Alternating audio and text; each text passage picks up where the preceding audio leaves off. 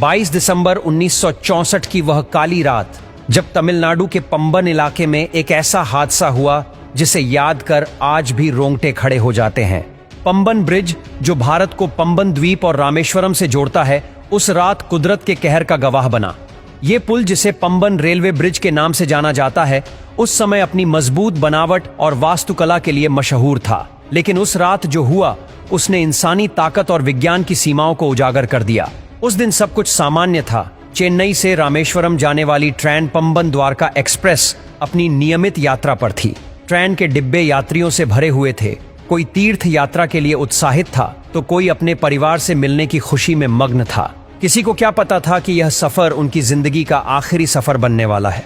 रात का समय था। ट्रेन पंबन ब्रिज पर पहुंच गई। अचानक आसमान में काले बादल छा गए, तेज हवाएं चलने लगीं और समुद्र में ऊंची ऊंची लहरें उठने लगीं।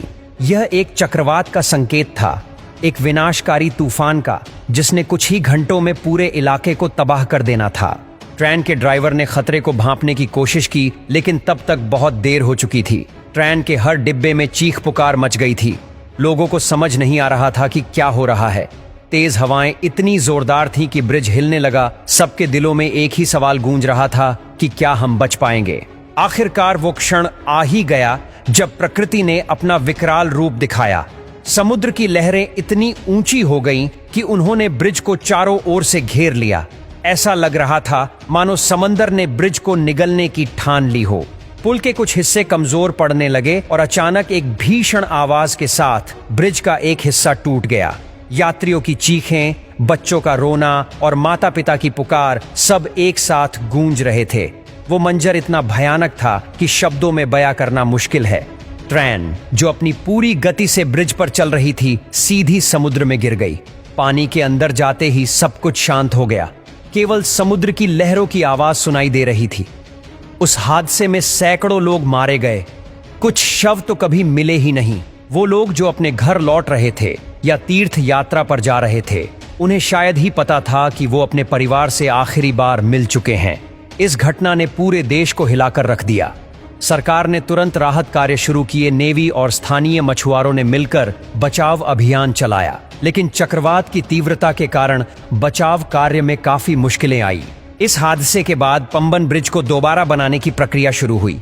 इंजीनियरों ने इसे और मजबूत और टिकाऊ बनाने का प्रण लिया। नया ब्रिज चक्रवात जैसे प्राकृतिक आपदाओं का सामना करने में सक्षम बनाया गया।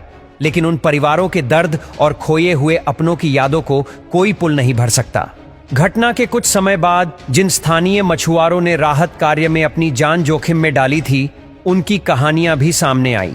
एक मछुआरे ने बताया कि हमने समंदर की उफनती लहरों के बीच लोगों को बचाने की कोशिश की। कई बार लगा कि अब हमारी जान भी नहीं बचेगी। उनके साहस ने इंसानियत की मिसाल पेश की। समय के साथ पंबन ब्रिज फिर से खड़ा हो गया। अब यह न केवल एक इंजीनियरिंग चमत्कार है, बल्कि मानव धैर्य और साहस का प्रतीक भी। लेकिन हर साल दिसंबर का महीना आते ही उस रात की यादें ताजा हो जाती हैं। आज भी पंबन ब्रिज उस भयानक रात की याद दिलाता है।